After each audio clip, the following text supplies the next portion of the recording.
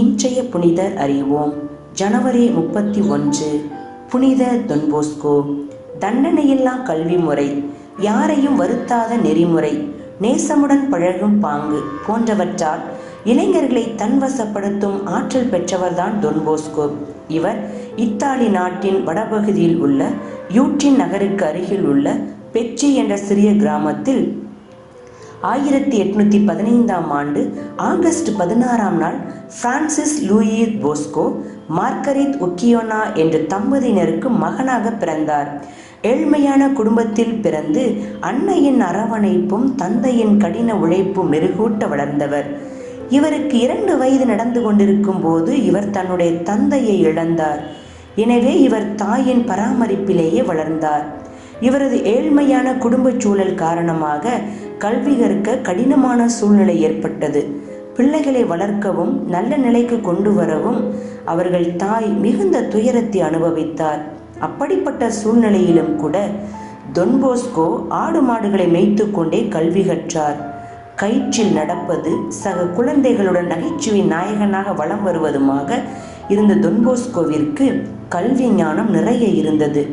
Don Bosco சிறுவனாக இருந்தபோது ஒரு காட்சி கண்டார். அந்த காட்சியில் இளைஞர்கள் சிலர் ஓரிடத்தில் சிரித்து கும்மாளமிட்டு கொண்டிருந்தார்கள்.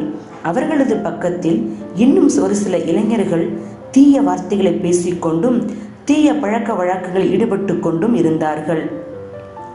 இதை பார்த்த தொன்போஸ்கோ அவர்களை என்ன செய்வதென்று தெரியாமல் இருந்தார். அப்போது வெண்ணிற ஆடை அணிந்த மனிதர் ஒருவர் தோன்றி, போஸ்கோ, இந்த இளைஞர்களை நீதான் நல்வழிப்படுத்த வேண்டும். அடக்குமுறையால் அல்ல, அன்பினால், பொறுமையினால், தாழ்ச்சியினால் திருத்த வேண்டும் என்று சொல்லி மறைந்து போனார். இந்த காட்சியை தொன்போஸ்கோ தன்னுடைய அன்னையிடம் எடுத்து சொன்னபோது அவர் எதிர்காலத்தில் நீ செய்ய போகும் பணியின் முன் அடையாளம்தான் இது என அவருக்கு எடுத்து சொன்னார். நன்கு படித்து குருவாக வேண்டும் என்று ஆர்வம் இருந்தது. ஆனால் அதற்கான வசதி இல்லை. படிக்க முடியாமல் அல்லலுற்றார். இதை அறிந்த குரு ஒருவர் தொன்போஸ்கோவை ஊக்கப்படுத்தினார். எழுதவும் வாசிக்கவும் கற்றுக் கொடுத்தார். பலரின் உதவி மற்றும் அன்னையின் உந்துதலால் நன்றாக படித்தார். 1835 குருமடத்தில் சேர்ந்தார்.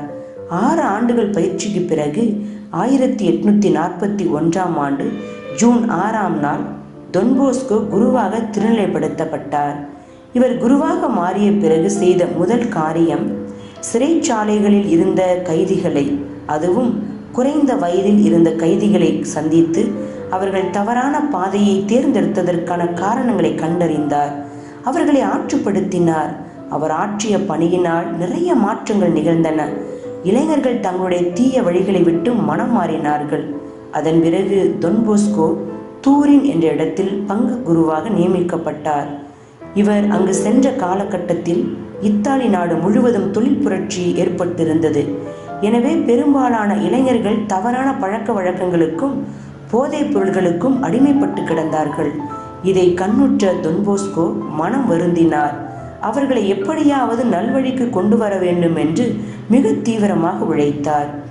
ஆற்றரே இளைஞர் மன்றம் என்ற ஒரு அமைப்பை ஏற்படுத்தி இளைஞர்கள் நல்வழிப்படுத்தி கொண்டு வர திட்டம் தீட்டினார். பல்வேறு கதைகள், அறிவுரைகள் சொல்லி அந்த கதைகள் அறிவுரைகளுக்கு இடையிடையே விவிலியத்திலிருந்தும் நல்ல நல்ல கருத்துக்களை சொல்லிக் கொடுத்து அவரை நல்வழிப்படுத்தினார். தன்னுடைய குழந்தை பருவத்தில் தான் கல்வி கற்பதற்கு எவ்வளவு கஷ்டப்பட்டார் என்பதை நன்கு உணர்ந்த தொன்போஸ்கோ முறைசாரா கல்வி நிறுவனங்கள், இரவு நேர படிப்பகங்கள் வழியாக இளைஞர்களுக்கு கல்வியறிவு புகட்டினார். இந்த அன்பு முறை அவர்களுக்கு புதியதாக இருந்தது. அதுவரை அடிக்கு பயந்து திருந்த முயன்றவர்கள் அல்லது திருந்துவது போல் நடித்த மாணவர்கள் கூட முதன்முறையாக உளமாற அன்புக்கு அடிபணிந்து திருந்த ஆரம்பித்தார்கள். அங்கே அவர்களுக்கு பாடம் நடத்துவதற்காக பல தன்னார்வ தொண்டர்களும் கரம் கொடுத்தார்கள். நாளடைவில் மாணவர்களின் எண்ணிக்கையும் அதிகரித்தது. தொன்போஸ்கோ அடிக்கடி சொல்லக்கூடிய வசனம், இளைஞர்களை நாம் அன்பு செய்கிறோம் என்பது முக்கியமல்ல, மாறாக நாம் இளைஞர்களை அன்பு செய்கிறோம் என்பது அவர்களுக்கு தெரிய வேண்டும், அதுதான் முக்கியமாகும் என்பதாகும். இப்படி இளைஞர்களை குறித்து எப்போதும் அக்கறை கொண்ட தொன்போஸ்கோ அவர்களுக்கு சரியாக பயிற்சி கொடுத்தார். அவர்களை குருவாக உயர்த்தினார்.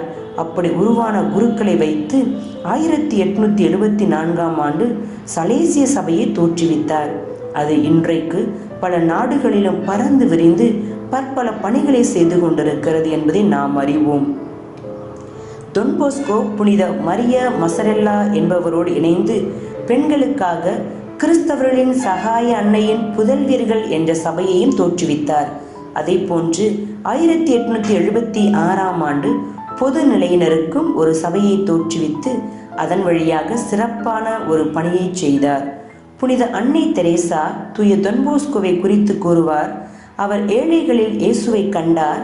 அந்த ஏழைகளுக்கு செய்கின்ற சேவைகள் அனைத்தையும் இறைவனுக்கே செய்வதாக உணர்ந்தார். இப்படியாக அவர் ஏழைகளுக்காக, இளைஞர்களுக்காக தன்னுடைய வாழ்வு முழுவதையும் அர்ப்பணித்து வாழ்ந்த டொன் போஸ்கோ 1888ஆம் ஆண்டு ஜனவரி 31ஆம் நாள் தன்னுடைய 72வது வயதில் இறைவனடி சேர்ந்தார். 1934ஆம் ஆண்டு திருத்தந்தை 11ஆம் பத்திநாதர் அவர்களால் புனிதராக உயர்த்தப்பட்டார். புனிதரிடமிருந்து கற்போம். இளைஞர்களின் உணர்வுகளுக்கு மதிப்பளித்து அவர்களை நல்வழிப்படுத்துவோம்.